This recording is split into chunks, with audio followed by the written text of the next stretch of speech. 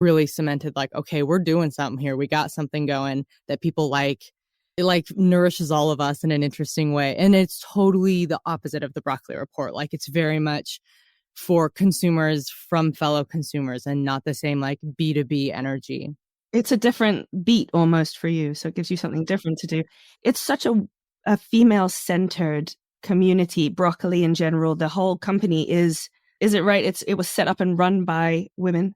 Yeah. And Anya never said like, this will be a women only company. Like no men should apply for anything. Like that never, ever, ever happened. It was very much like her network of people that she initially was talking with and hiring happened to be women.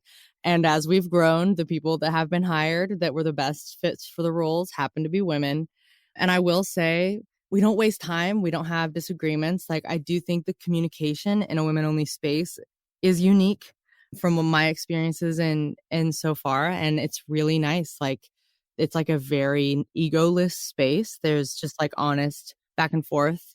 It's really, really feels different. And ultimately, like it's just been so male dominated in all the weed spaces that it's like very refreshing to pitch ideas and talk about concepts that we don't have to argue will be interesting because like, oh, don't worry, this is still going to apply to men because of X, Y, and Z. Like we get to just freely talk about things we're interested in without people being like, is that too girly or is that too feminine for average, I don't know, mainstream weed coverage?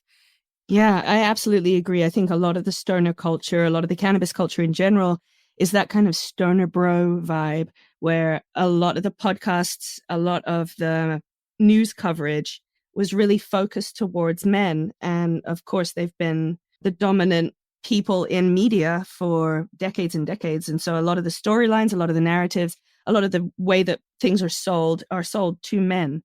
But the thing that I really love about the Broccoli magazine itself is it's not just that it's run by women, but it's got this sort of ballsy femininity to it, like the photos that are chosen for the magazine, the stories that are chosen to follow. It's this high design magazine that really expands the idea of what cannabis culture can be through a female lens. And it's not like it was necessarily meant to be that way, but it is definitely filling that space in the cannabis media area. I think the same about Different Leaf. When I joined up with Michael Cusack, the publisher of Different Leaf magazine, it was about a year into publishing the magazine. And he was like, I really want to start a podcast. He knew me from another podcast that I'd done. And he said, I don't want this to be the kind of podcast where we're sitting around smoking weed together, talking about strains. What we want to know about is like, we want to talk about the expanding boundaries of what cannabis culture looks like. So I absolutely love to see other publications that are sort of trying to be a little more elevated with their content. Yeah, me too. It's very exciting to see. And even like the Broccoli Report, I get really giddy sometimes just at the thought as a news organization, like talk about something that's typically very male dominated and very serious. And I'm really proud of the quality of news that the Broccoli Report puts out because we made a point of becoming ad free at one point. I'm very conscious of how it's like a privilege to get very good news. It's really not a right. Like we're losing news outlets left and right. Like we're so lucky to get good coverage where we get it. And I'm really proud of what we're providing. And I still use pink font and like have the freedom to use emojis. And it sometimes feels quite radical to me to do that because it's just not women, feminine things immediately had this association of like less serious. Like that's just frilly feminine stuff. And like a mainstream business publication would never think to talk about like DIY nail culture as like a commercial trend worth talking about. But like the Broccoli Report gave me space to do so. And it's like a very, profitable industry and absolutely lots of people are buying second homes based on the nail industry. But yeah, it's just, an example of the many ways that I think we're still getting rid of that conditioning that things that are quote unquote girlier matter less. Right. Absolutely. And it feels really good to be like, actually, we're girly and we're delivering like the best content in this space right now. Oh, I love it. And actually, I think like 90% of the people that reached out to me from my posting on the Broccoli Report about wanting to mentor someone in cannabis media, 90% of them were women. And all of them were like hustlers. They were like, I'm already doing this, this, and this. I've got a website. I've been reaching out to these people. I just want a mentor who I can turn to for some advice. So these are just women who are already really working hard. And they're also trying to find a mentor to make themselves work harder, to make themselves work smarter. So it's like women are definitely moving in the cannabis space and they're striving hard. And after all of that is said about how hard and scary it can be for women and people of color working in this industry, it's true. I mean, I am here for a reason. In my experiences, getting to pick stories and writing for a lot of independent outlets and not as mainstream publications, I get to seek out the people that are interesting, that I care about. And I would say 90% of the interviews I've ever conducted in my 7+ years of writing about weed, I am inspired to do what I do all the more every single interview. Like every time I'm meeting somebody that either believed in this product so much that they gave up like a lot. They risked a lot because they knew they were right, even if everyone in the room was disagreeing with them. That like, actually, this is making me feel better, or like, this is making my son live a happier life, or this is allowing me to be myself in a way that I've never been in my entire life, or like, I've transformed my relationship with my family because we talk about weed now. And it's just like this, the list goes on and on and on of the positive ways this plant and understanding it better has improved people's lives, that I'm absolutely like happy to be here and feel extremely privileged to be here. So if I were to describe Broccoli as a magazine, I would say that it's like this dreamy, psychedelic, really bold and colorful magazine. And the stories in it reporting on cannabis through this feminine lens. Some of my favorite ones were like Cannabis and Reproductive Health, 420 Manicures, Hemp in Japanese Culture. I loved that one. Do you ever worry that the stigma around cannabis and the stigma around femininity and sort of girly things, do you ever worry that you're going to be judged as a journalist? At this point, it's like, I don't get insecure anymore about being pigeonholed or being thought of as lesser in the grand media landscape as like a cannabis focused creator, writer, person.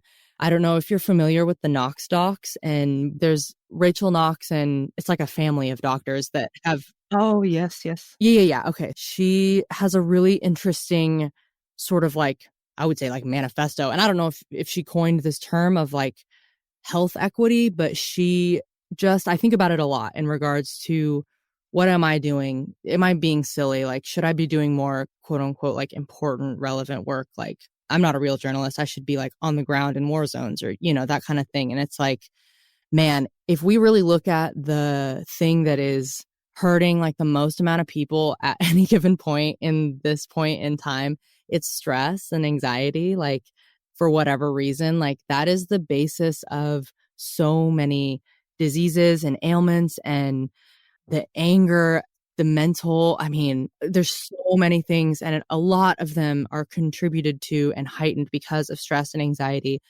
And if cannabis access is this safe way to just tamp that down, and if what I do makes that thing less scary and helps people look at it like a plant and not a drug, then I am doing important work. And I do feel good about it, because it feels really good at the end of the day to think about the stories I hear. And it's just so different. Getting to help people feel better, that's all you want, right? That's like the dream, right? Exactly. Spread the love, spread the education, spread the positivity about what the plant can do. I feel the exact same way. It's pretty damn empowering, and it just seems to keep happening. And this year also, I was reminded of how much work there is to be done, because in my little West Coast bubble, it feels like we're good, we're done. Like I have done my job, and like I'm late to the game, blah, blah, blah. And then this year, as I've done more editorial work as an editor and needing to like source some writers for different projects in different regions, wow, I have to tell you, I met a 20-something-year-old guy who had bylines in skate magazines and ramen roundups, and very like somebody you would imagine would be somebody who has probably had a relationship with weed at some point or right now. And I reached out to him and asked if he was looking for freelancing. And he said, "Thank you for considering me, but I don't do drugs anymore." have a nice day. And this was this year, like a 20-something guy in America in like a pretty big collegey city that felt that weed is still a drug and like something like, oh, no, like I don't want to write about that. That's gross. And it was like, whoa, okay, if that's how they're reacting, yeah, there's still a lot of work to be done, y'all.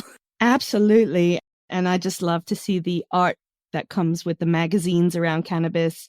It's changing what it looks like. It looks more like Different Leaf. It looks more like Broccoli. This is one of our publisher's favorite magazines, which says a lot because he's got the most amazing eye for art. When he told me about your magazine, I was like, I need to start like putting these up on my wall. They're so beautiful.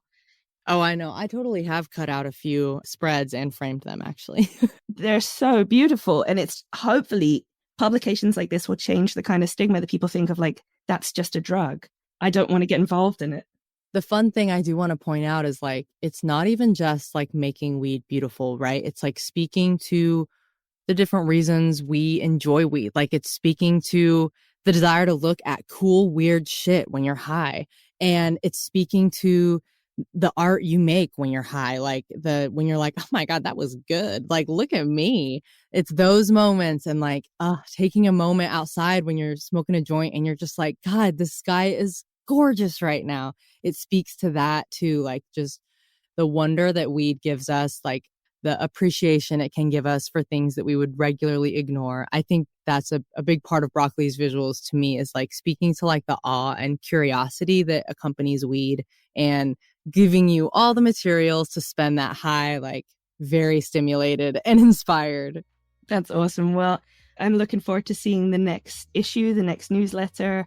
And you are definitely one of my new favorite podcasts. So thank you so much for joining us today, Lauren. Appreciate it. Thank you, Brit. I look forward to talking again. Cheers to all the women in weed out there. Woo! Yeah. A huge thanks to this week's guest, Lauren Yoshiko. Be sure to check her out on the awesome podcast Broccoli Talk and sign up for her twice-weekly newsletter, The Broccoli Report. Next week, we'll be talking to the 3 young Morehouse entrepreneurs behind Atlanta's new CBD and hemp delivery app, Cannago. Victor and I actually had multiple classes together, but we never really interacted for real.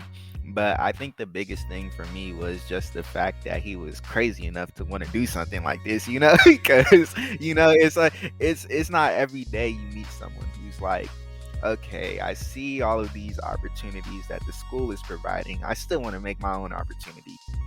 Make sure you're following us on social media at Different Leaf and at Different_Leaf. And I'm on social media at Brit the British. Different Leaf the magazine is now on the shelves at more than 1,500 newsstands across the US and Canada. Head on over to differentleaf.com to buy any of the issues of Different Leaf the magazine and to find the nearest dispensary or bookstore near you that sells it in person. That's differentleaf.com.